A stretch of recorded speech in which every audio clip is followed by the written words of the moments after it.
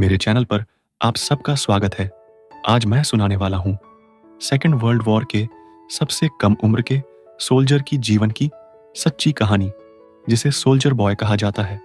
Film की शुरुआत रूस से होती है, जहाँ 3 लोगों का एक परिवार नदी के किनारे बैठा हुआ दिखाते हैं और इन पलों का आनंद ले रहे हैं। उनमें से सबसे छोटा सरगेई एलोश्कोव अपने बड़े भाई और माँ को बताता है कि वो एक पेड़ के ऊपर है। तभी अचानक यहाँ जर्मन फाइटर प्लेन्स ऊपर उड़ते हुए आते हैं। माँ अपने बच्चों को जल्दी से झाड़ियों में छिपने के लिए कहती है, लेकिन सरगेई कहता है कि वह डरता नहीं है और फिर गुलेल से प्लेन पर हमला करता है। हर किसी को आश्चर्यचकित करते हुए वह फाइटर प्लेन को हिट करने और उन्हें फोड़ने में सफल हो जाता है। लेकिन जब वो चारों ओर देखता है तो उसका परिवार गायब हो जाता है। तभी सरगेई डरते हुए सपने से जाग जाता है और अपनी माँ को बुलाता है। तभी उसके दरवाजे पर कोई नॉक करता है। ये समझता है कि दरवाजे पर उसकी माँ है, इसलिए वो दरवाजे की ओर भागता है। लेकिन बाहर एक पड़ोसी महिला घबराते हुए आई थी। महिला उसे जीवित रखने के लिए भगवान का शुक्र मनाती है और बच्चे को बताती है कि उसकी माँ और भाई मर चुके हैं। सरगेई समझ नहीं पाता कि वो क्या कह रही है, इसलिए वो घर में रहकर अपनी माँ का इंतजार करना चाहता है। महिला उसे बताती है कि जर्मनों ने उन पर हमला किया है और कहती है, तुम्हें भाग जाना चाहिए। तभी कुछ सैनिक उनके घर के पास आते हैं। महिला सरगेई को खिड़की से बाहर भागने में मदद करती है, लेकिन महिला के बाहर निकलने से पहले ही उसे गोली मार दी जाती है। सरगेई अब अकेला है। उसका कोई परिवार और दोस्त नहीं है। जैसे ही सरगेई घर से दूर भागता है, वो देखता है कि उसका पूरा घर जल रहा है। वो अपनी माँ को याद करते हुए पुकारता है और वहां से भाग जाता है। कुछ देर दौड़ने के बाद वह जंगल के बीच में पहुंच जाता है और अपनी माँ को पुकारने लगता है कि आओ और मुझे ले जाओ, मैं यहां खो गया हूं। उस रात वो जंगल में ही रुकता है। अगली सुबह हम उसे एक नदी से पानी पीते हुए देखते हैं। तब उसे दुश्मन सैनिक रास्ते से आते हुए दिखते हैं। सरगेई को वो सैनिक बहुत खतरनाक लगते हैं, इसलिए सरगेई जल्दी से एक पेड़ की जड़ों के अंदर छिप जाता है।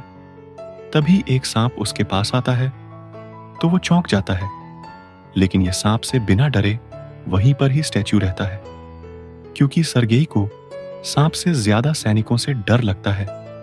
सैनिक नदी के किनारे खाना खाते हैं और थोड़ी देर बाद यहां से चले जाते हैं, जिसके बाद सरगेई उनका बचा हुआ खाना लेता है और रात भर खाता रहता है। लेकिन दिन के अंत तक ये थक जाता है। उसने 2 दिनों से ठीक से खाना नहीं खाया था और बिना किसी मंजिल के पैदल चल रहा है। तभी वो लंगड़ाकर गिर जाता है, लेकिन फिर भी ये चलना बंद नहीं करता। रास्ते में वो जंगली जामुन देखता है और उन्हें खाता है, लेकिन तभी उसके पीछे एक बम ब्लास्ट होता है, जिससे वह आश्चर्यचकित रह जाता है। तभी लड़के को चक्कर आने लगती है और उसे अपने पीछे आ रहे किसी इंसान का एहसास होने लगता है। हालांकि ऐसी परिस्थितियों में भी वो बहादुरी से खड़ा रहता है और सामने वाले को बताता है कि उसके पास राइफल है और वो डरता नहीं है। फिर लंगड़ाते हुए आगे बढ़ता है, लेकिन थोड़ी देर बाद वो बेहोश हो जाता है। जब वो बेहोश होता है, तभी 2 सैनिक उसके पास आते हैं। अगले सीन में रशियन सेना का कैंप दिखाते हैं, जहां कमांडर कुज़नेत्सोव अपने सैनिकों का वेट कर रहे हैं। तभी वो एक छोटे बच्चे के साथ आते हैं, जो घायल और कमजोर है। जब सैनिक सरगेई को बताते हैं कि वो उनके पक्ष में है, तो छोटा लड़का खुलकर अपना परिचय देता है। जब सरगेई कमांडर से हाथ मिलाता है, तो सैनिक हंसते हैं और सुझाव देते हैं कि वो भी अपना परिचय दे। सैनिक उस छोटे बच्चे के प्रति प्यार महसूस करते हैं और उसे चारों ओर से घेर लेते हैं। वो उसे पानी पिलाते हैं और खाना खिलाते हैं। यहां तक कि कमांडर भी सरगेई की देखभाल करता है। ये कात्या नाम की नर्स है, जो सरगेई के घावों की मरहम पट्टी करती है और उसके व्यक्तित्व से भी मंत्रमुग्ध हो जाती है। सरगेई उससे अपने घावों पर एक टैंक बनाने के लिए कहता है, क्योंकि वो बड़ा होकर एक सैनिक बनना चाहता है। वहां के घायल सैनिक भी बच्चे से बात करके हल्का महसूस करते हैं। सरगेई कमांडर की बंदूक और उसके बैच से अट्रैक्ट हो जाता है।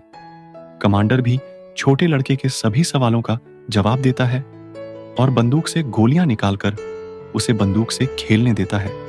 सरगेई उसे अपने पेट पर खींचा हुआ टैंक दिखाता है और खुद के सैनिक होने का दावा करता है। सरगेई बहुत जल्दी ठीक हो रहा है। नर्स कात्या कमांडर से लड़के को बटालियन के साथ रहने देने के लिए मनाती है, लेकिन कमांडर इससे सहमत नहीं था और बोलता है कि यहां वो सुरक्षित नहीं है।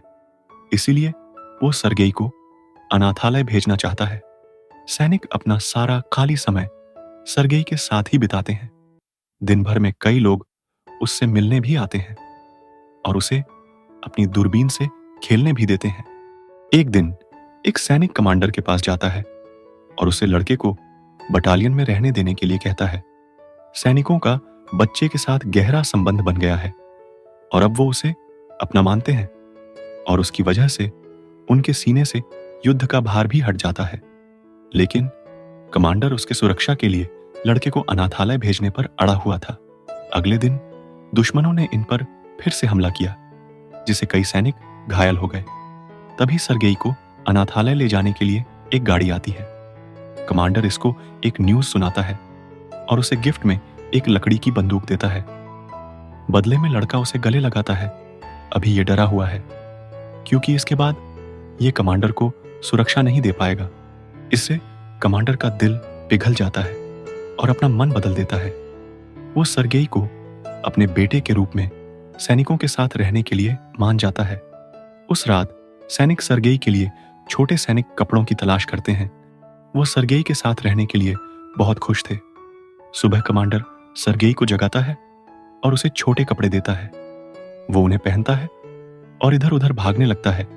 इन कपड़ों में वो एक असली सैनिक की तरह दिख रहा है। दूसरे सैनिक उसे अपना छोटा सैनिक लड़का कहने लगते हैं। जब सरगेई इधर उधर भाग रहा था, तभी जर्मन सेना बटालियन पर हवाई हमला करते हैं। सैनिक जल्दी से सरगेई को सुरक्षित स्थान पर ले जाते हैं और दूसरे सैनिक उनसे लड़ते हैं। घायल सैनिकों की संख्या बहुत ज्यादा है। सरगेई खुद को उपयोगी बनाना चाहता है, इसलिए वो प्यासे सैनिकों के लिए पानी लाता है। उनमें से एक उसे अपने परिवार द्वारा भेजे गए एक लेटर को पढ़ने के लिए कहता है, क्योंकि उसकी आंखों पर पट्टी है। सरगेई मदद करना चाहता है, लेकिन इसे पढ़ना नहीं आता। इसलिए वो लेटर लेता है और उस पर लिखी बातों को छोड़कर अपनी मन की बातें बनाना शुरू करता है, ये कहते हुए कि सैनिक की गाय घर पर सुरक्षित है। जब सैनिक कहता है कि उसके पास गाय नहीं है, तो दूसरे सैनिक उसे कहता है, कहानी के साथ चलो और हंसो। वो हर किसी के लेटर को उसी तरह से पढ़ता है और उन्हें खुश करता है। इस सीन में हम कात्या और कमांडर को बात करते हुए देखते हैं। ऐसा लगता है कि दोनों एक दूसरे से प्यार करते हैं, लेकिन अपने प्यार को कबूल नहीं करते। लड़का जब कमांडर से बात कर रहा होता है, तभी लड़का एक हमले से एक सैनिक के स्टेशन को तहस महस होते देखता है। कमांडर सरगेई को मृत सैनिक को सम्मान करने के लिए अपनी टोपी उठाना सिखाता है। अगले दिन वो जोर से कहता है कि कमांडर उसे एक मिशन दे। कमांडर उसे सैनिकों के बीच लेटर बांटने का काम देते हैं। वो अपने काम को अच्छी तरह से पूरा करता है और यहां तक कि सैनिकों के लिए डांस भी करता है। अगले दिन सरगेई अपने दूरबीन को लेकर बेस से थोड़ी दूर चला जाता है। जब ये इसके साथ खेल रहा था, तभी इसे कोई घास के ढेर में छुपते हुए दिखता है। वो वापस बेस में जाता है और सैनिकों को उस आदमी के बारे में बताता है। सैनिकों को यह मजाक लगता है, लेकिन देखने के लिए वो सब लड़के के साथ जाते हैं। जब वो घास के ढेर के पास पहुंचते हैं और वो देखते हैं, तो 2 जर्मन जासूस वहां पर छिप रहे थे। उन जासूसों को गिरफ्तार किया जाता है और सरगेई के काम के लिए उसकी प्रशंसा की जाती है। उस रात कमांडर सरगेई को उसे गोद लेने के कानूनी कागजात दिखाता है। वो अब आधिकारिक तौर पर बच्चे का पिता हो गया है। सरगेई को कात्या और कमांडर के प्यार के बारे में पता है, इसलिए अपनी कमांडर के दया को चुकाने के लिए वो उसे प्यार कबूल करने के लिए ले जाता है। लेकिन दोनों देखते हैं कि वो किसी आदमी से बात कर रही है और इन्हें लगता है कि उसे किसी और से प्यार है। तभी जर्मनों द्वारा बेस पर फिर से हमला किया जाता है। इस बार सर्गेई सैनिकों को गोला बारूद पहुंचाकर अपनी पूरी ताकत से सैनिकों की मदद करता है, लेकिन वहां पर सैनिक उसे बेस में वापस जाने का आदेश देते हैं क्योंकि बाहर बहुत खतरा है। जब सर्गेई बेस में आता है तो वो कमांडर और लोगों को देखकर घबरा जाता है क्योंकि कर्नल के साथ फोन का कनेक्शन टूट गया है। टूटे हुए तारों को ठीक करने के लिए एक सैनिक को भेजा गया था। सर्गेई भी सैनिक के पीछे जाता है और देखता है तो वो बुरी तरह घायल हो गया था। वो घायल हुए सैनिक से पूछता है कि वो तारों को कैसे ठीक कर सकता है और वो ये काम खुद करता है, जिसे कनेक्शन वापस आता है और फिर कुछ और सैनिकों को बुलाते हैं। ये 6 साल का बच्चा सबकी जान बचाता है और फिर बाद में हम कमांडर और कात्या को नदी के किनारे बात करते हुए देखते हैं। अब कमांडर उससे अपने प्यार का इजहार करता है और उसे सर्गेई की मां बनने के लिए प्रपोज करता है। लेकिन इससे पहले कि कात्या कुछ कह पाती, एक सैनिक उनके पास आता है और कमांडर को एक लेटर देता है जिसमें कहा गया है कि उन्हें इस बेस से भेज दिया गया है। अगले दिन सभी सैनिक सर्गेई के साथ अपने नए बेस के लिए रवाना हो जाते हैं, लेकिन रास्ते में उन्हें लैंड माइन मिलते हैं जिसमें उनकी कुछ गाड़ियां उड़ जाती हैं और कमांडर को भी चोट लगती है, जबकि सैन्य का कर्नल जो सर्गेई का करीबी था वो भी बम ब्लास्ट में मारा जाता है। सर्गेई रोते हुए कमांडर को गले लगाता है। फिर वो सब घायल सैनिकों को अपने साथ ले जाते हैं और अपने नए बेस की ओर अपनी जर्नी जारी रखते हैं। जब वो सब दूसरे बेस पर पहुंचते हैं तो वो कमांडर के नेता जनरल से मिलते हैं। वो भी बच्चे की महत्वाकांक्षा से प्रभावित थे और फिर कमांडर को इतना स्मार्ट बच्चा गोद लेने के लिए बधाई देता है। अगले दिन उनके डिवीजन को गार्ड के बैनर से सम्मानित करते हैं और लड़के को भी सम्मानित करते हैं। जब कर्नल उसे अपना बैच देता है तो वो अपने देश को बचाने का वादा करता है। एक रात उनके अड्डे पर बेरहमी से हमला किया जाता है और जिसे कमांडर मलबे के नीचे फंस जाता है। सर्गेई अपने पिता के लिए रोता है और उसे बचाने की कोशिश करता है। फिर वो और सैनिकों को बुलाता है जो कड़ी प्रयास के बाद कमांडर को बाहर निकालते हैं। अगले दिन सर्गेई एक घायल कमांडर के पास जाता है जिसका कमांडर को बचाने की कोशिश में हाथ घायल हो गया था। बच्चा अब टीम का एक अभिन्न अंग बन गया है। उसके पास यही परिवार है और वो सब युद्ध के लिए जहां भी जाते हैं वो भी वहीं चला जाता है। अब रेजिमेंट को दूसरे बेस पर जाते हुए फिल्म की एंडिंग होती है और नरेटर हमें बताता है कि आगे उन्होंने स्टेलिनग्राद की लड़ाई में भी हिस्सा लिया और सैनिकों के साथ पोलैंड पहुंचा। सर्गेई को अब दुनिया के सबसे कम उम्र के सैनिक के रूप में जाना जाता है और उसकी बहादुरी की ऐतिहासिक कहानी अब पूरी दुनिया में सुनाई जाती है। Thanks for watching.